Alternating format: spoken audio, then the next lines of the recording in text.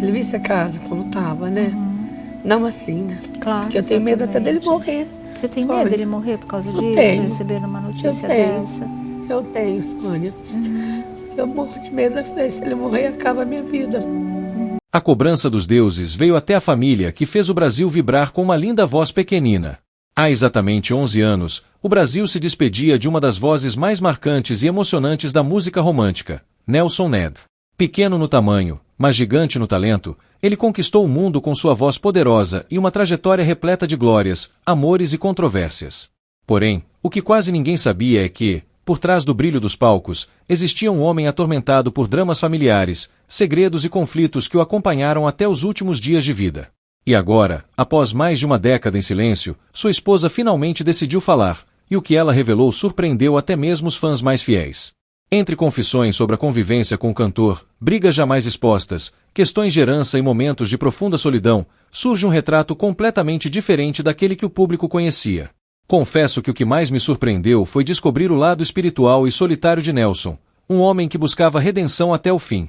Fique comigo até o final, porque a última revelação vai te deixar completamente impactado. No início de janeiro de 2014, o mundo da música romântica brasileira perdeu uma de suas vozes mais marcantes. Nelson Ned, o pequeno gigante, partiu aos 66 anos, deixando em seu rastro não apenas as canções inesquecíveis, mas também uma série de fatos pouco conhecidos, falas cortantes da família, e os últimos capítulos de uma vida de glória e sofrimento entrelaçados. A história de seus últimos dias é, ao mesmo tempo, comovente e reveladora, marcada por fragilidade física, silêncios inquietantes e segredos de bastidores que vieram à tona após sua partida. Desde 2003, Nelson havia sido vítima de um acidente vascular cerebral, AVC, que alterou drasticamente sua vida e protagonismo no palco. A partir desse momento, sua rotina mudou, precisou de cadeira de rodas, tinha dificuldades de fala e memória, e sua saúde se tornou precária. Nesse contexto, sua casa transformou-se em uma residência adaptada ou clínica de repouso, onde as camadas de fama foram sobrepostas por limitações que ele jamais havia imaginado. Em dezembro de 2013, já bastante debilitado, ele foi internado na região de Cotia, São Paulo, após quadro de infecção respiratória aguda, pneumonia e outros problemas clínicos graves. As revelações que emergiram a partir desse período final da vida de Nelson trazem à luz tensões familiares, fragilidades ocultas e momentos de abandono que fogem da imagem pública de sucesso absoluto. Por exemplo, sua irmã, Neuma Nogueira, que cuidava dele, declarou que ele já estava praticamente inconsciente nos 2 dias que antecederam a morte, respondeu muito pouco ao tratamento, tinha febre altíssima e estava profundamente debilitado. Esse silêncio, essa quase invisibilidade da voz que encantou plateias, contrasta com os palcos lotados, as viagens internacionais e os 45 milhões de discos vendidos. Mais adiante, após sua morte, vieram à tona depoimentos que revelam que nos anos finais a existência de Nelson era marcada por isolamento. Ele vivia em uma espécie de clínica ou residência para repouso, num bairro da Granja Viana, Cotia SP. Alguns relatos apontam que o cantor, apesar da fama grandiosa, enfrentou problemas financeiros, de saúde e de suporte, o que contrasta fortemente com o brilho de suas apresentações nos palcos dos Estados Unidos, inclusive no Carnegie Hall e no Madison Square Garden. Uma das revelações mais chocantes envolve o fato de que, apesar de ter tido uma carreira de sucesso estrondoso, Nelson terminou seus dias em condição de vulnerabilidade. A doença, altura reduzida, 1,12 metros, condição rara e visível, e as consequências do AVC, fizeram com que o cantor fosse tratado por muitos como um ícone, mas por poucos como um ser humano em plena necessidade. Em várias entrevistas ele próprio admitiu depressão, uso de álcool e drogas em determinados momentos da vida, e familiares confirmaram comportamentos extremos, como consumo diário de uísque ou mesmo disparos efetuados em ambiente doméstico, segundo reportagem do Globo. Esses elementos revelam um homem que lutava muito além dos microfones, um homem que carregava no íntimo feridas que o sucesso não pôde curar. No palco humano familiar, sua esposa, filhos, irmãs, também surgiram revelações. Ele foi casado mais de uma vez, teve filhos que herdaram sua condição física, e parte da angústia da família envolvia o fato de que Nelson, em seus últimos anos, dependia de cuidados intensivos. Segundo relatos, a irmã citada cuidava de maneira incansável, mas o peso psicológico desse cuidado era enorme, especialmente considerando que o artista já havia passado por uma era de glória e agora se via reduzido a estados de quase letargia.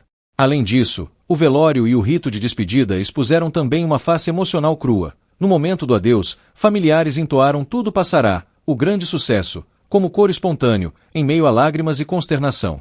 Há algo poeticamente trágico nesse encontro entre o artista invencível dos anos 60 e 70 e o homem fragilizado dos últimos dias. A doença, o silêncio, o declínio físico e o fatídico choque séptico, sepse, broncopneumonia e acidente vascular cerebral que levaram à morte na manhã de 5 de janeiro de 2014. Naquele leito do Hospital Regional de Cotia, já não estava o cantor vibrante que lotava casas de shows, mas alguém que enfrentava o último ato da vida, acompanhado por irmãos, por cuidados, por visitas, por um silêncio que parecia amplificado pela ausência da voz potente de outrora. A família revelou que o corpo não respondeu aos esforços médicos, não reagiu ao tratamento, e que as infecções, pulmonar e urinária, somaram-se ao quadro já debilitado. Do lado da carreira, a revelação chocante talvez seja perceber que fama e sucesso não blindam ninguém contra a vulnerabilidade humana. Na sua biografia, Nelson confessou que, apesar de ter tudo, fama, dinheiro, aplausos, não sentia paz. Sua conversão à fé evangélica em 1990 foi parte dessa busca por significado, mas mesmo assim, a fadiga, o desgaste, a condição física, um nanismo raro, formavam uma combinação difícil. E nos últimos anos, viver em ambulatório, conviver com a dependência, lidar com perdas, de autonomia, de voz, de palco, tudo isso se tornou parte do legado silencioso que a família enfrentou. Para a esposa e filhos, foi um momento de carregar não só a dor da despedida, mas também a exposição de um herói frágil. Para as irmãs, como Neuma, foi cuidar de um irmão que já havia sido gigante no mundo da música e que agora precisava de ajuda para respirar, para comer, para existir. No velório, enquanto os fãs se reuniam para cantar em seu nome, a família vivia um misto entre orgulho, de ter tido alguém tão grandioso no seio familiar, e tristeza, por ele não ter tido, talvez, o conforto final que merecia. E essa dualidade é parte das revelações chocantes. O homem que embalava corações com Tudo Passará, que encheu palcos internacionais, terminou seus dias lutando pela própria vida e sendo assistido por quem antes o aplaudia de pé. Esse capítulo final da vida de Nelson também traz à tona reflexões, a efemeridade do sucesso, a força de viver com limitações, a dignidade humana diante da doença, e o papel da família como testemunha e guardiã de memórias que não se apagam. A revelação de que ele viveu internado, debilitado, e que até o fim estava sob cuidados, e não mais no centro dos holofotes, é chocante porque derruba o mito e mostra o homem real por trás das luzes. Nelson Ned foi um dos artistas mais marcantes e, ao mesmo tempo, mais incompreendidos da música brasileira. Sua trajetória é uma mistura de talento extraordinário, sofrimento íntimo, superação e fé inabalável. Nascido em 2 de março de 1947, em Ubá, Minas Gerais, Nelson Ned Dávila Pinto veio ao mundo com uma condição rara, o nanismo. Desde muito cedo, ele enfrentou o preconceito e as limitações físicas que o acompanharam por toda a vida, mas nunca deixou que isso o impedisse de sonhar alto. E foi justamente a sua voz, potente, intensa e inconfundível, que se tornou sua maior arma contra qualquer forma de discriminação. Desde pequeno, Nelson demonstrava paixão pela música. Ainda criança, cantava nas festas de família e nas pequenas rádios locais de Minas Gerais. Com o tempo, o talento começou a chamar atenção e, aos poucos, ele foi conquistando espaço em programas de calouros, até se mudar para São Paulo em busca de uma carreira profissional. A vida, porém, não lhe abriu as portas de imediato. Ele enfrentou muitas humilhações, foi rejeitado por gravadoras e chegou a dormir em locais improvisados enquanto sonhava com sucesso. Mas Nelson tinha algo que poucos artistas tinham, uma fé inquebrável e uma determinação inabalável. Quando finalmente conseguiu gravar seu primeiro disco, o Brasil conheceu uma voz que transmitia uma emoção quase divina. Suas músicas falavam de amor, perda, saudade e esperança, sentimentos universais que ultrapassavam qualquer barreira. Canções como Tudo Passará, Se as Flores Pudessem Falar e Meu Coração Voltará a Sorrir se tornaram clássicos. A interpretação intensa, a entrega emocional e a melancolia da voz de Nelson Ned criavam uma conexão direta com o público. Ele não apenas cantava, ele fazia o ouvinte sentir cada palavra. Durante os anos 1970, Nelson alcançou um sucesso estrondoso não só no Brasil, mas em toda a América Latina. Foi o primeiro cantor brasileiro a se apresentar no lendário Madison Square Garden, em Nova York, um feito histórico para um artista nacional. Suas músicas em espanhol, como Jurame e Mi Maneira de Amar, tornaram-se hits em diversos países, e Nelson passou a ser conhecido como o pequeno gigante da canção. A ironia desse apelido era poderosa. Ele, um homem de apenas 1,12 metros de altura, tinha uma presença de palco e uma voz capazes de preencher arenas inteiras. Mas por trás do sucesso, havia um homem profundamente humano, que lutava contra as próprias dores. Nelson Ned teve uma vida pessoal conturbada, marcada por amores intensos, separações e batalhas internas. Seu relacionamento com Marli, uma de suas esposas mais conhecidas, foi repleto de altos e baixos, com momentos de carinho e também de desentendimentos públicos. O cantor teve filhos, e embora sempre se mostrasse um pai carinhoso, a vida de artista o afastava com frequência da família. A fama também trouxe tentações e excessos. Nelson, em vários momentos, mergulhou em um estilo de vida desregrado, com bebidas e festas, algo que mais tarde ele próprio admitiria com arrependimento. Essa fase turbulenta o levou a um momento de crise profunda, quando percebeu que o sucesso material não trazia a verdadeira felicidade que ele buscava. Foi nesse ponto que a vida de Nelson Ned tomou um rumo decisivo. Ele se voltou para a fé. Convertido ao cristianismo, o cantor passou a dedicar-se à música gospel, trocando os palcos de boates e programas de TV pelos templos e eventos religiosos. Essa mudança não foi apenas artística, mas espiritual e emocional.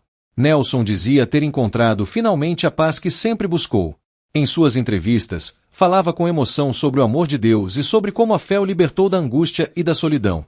Mesmo nessa nova fase, ele nunca deixou de ser lembrado pelo público por suas canções românticas, que continuavam a tocar nas rádios e a emocionar gerações. No entanto, o destino lhe reservou novos desafios. As revelações da esposa são muito tristes. Ela revelou que hoje a vida não tem sido fácil para ela e as filhas. Maria Aparecida Rodrigues, ou simplesmente Maria, entrou na vida dele num momento de glória. Ele era o pequeno gigante da canção, vendia, encantava plateias, levava multidões ao êxtase. Ela vivia nesse mundo de luxo, de viagens, de camarins, joias, presentes generosos, suítes luxuosas. Ele amava lhe dar joias, dizia-se que queria mimá-la. Mas por trás dos holofotes, um cenário bem diferente se desenhava. Quando Maria fala que tinha tudo, tive amor, carinho, tive uma vida boa, maravilhosa, ela diz a verdade, mas apenas parte dela. Porque o que veio depois rompeu aquela imagem de conto de fadas. Ele não a deixava trabalhar, a fama exigia que ela estivesse ao seu lado, que fosse parte do espetáculo, talvez até que fosse parte da imagem. Ela aceitou. Mas quando a fortuna virou adversária, quando as noites começaram a ter excessos, muita cocaína, muito champanhe, muita mulherada, o parceiro que ela conheceu já não era apenas o romântico de voz potente. Aquele romântico intenso começou a revelar o lado sombrio da fama. Em algum ponto, Maria e ele olharam para a mesma casa de luxo, e encontraram um fogo que se ergueu nas paredes, infiltrações, marcas de abandono. Aquele local, símbolo de glória, tornou-se testemunha do declínio. Maria revelou que tem dia que não tenho nem o que comer. É uma revelação devastadora porque mostra o contraste brutal entre o passado e a realidade. Mas não era apenas a falta de dinheiro, era a tensão viva da convivência com um homem que vivia no impasse.